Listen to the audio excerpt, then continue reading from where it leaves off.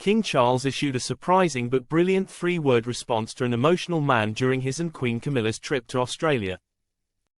The king embraced a survivor of the stolen generation of Australian Aboriginal and Torres Strait Islander people. They were children removed from their families by federal and state government and church missions and placed in children's homes.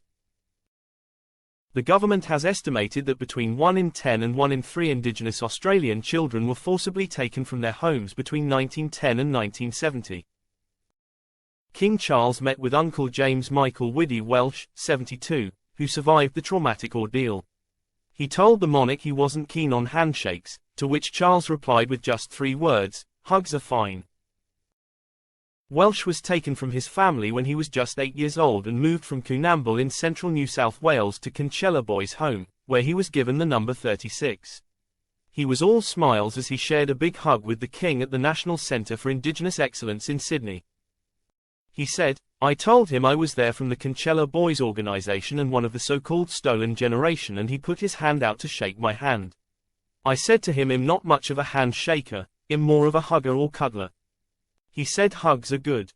So I went in for the hug and he gave me one back. That's my way of making a sense of feeling between people. Shaking hands is not a good way to understand people. A hug is a way of connecting with someone's aura. He made me feel comfortable, it was really good. It was a welcome hug. I welcomed him there and let him know. I'm a survivor of Kinchela Boys' School, I was taken away from my parents. It was good he was there and he appreciated the hug as he hugged me back. I had a really good feeling about him. I got the feeling he is somebody who genuinely cares.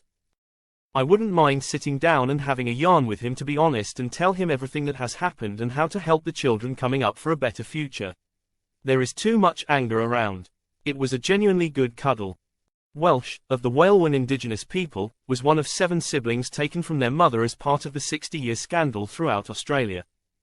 Queen Camilla did not join her husband on his visit to the centre in Sydney. Instead, she visited the city's Green Square Library to meet with authors and young people passionate about leaving. She also met previous participants of the Queen's Commonwealth Essay Competition to bring attention to the importance of getting into reading from a young age, something she is passionate about.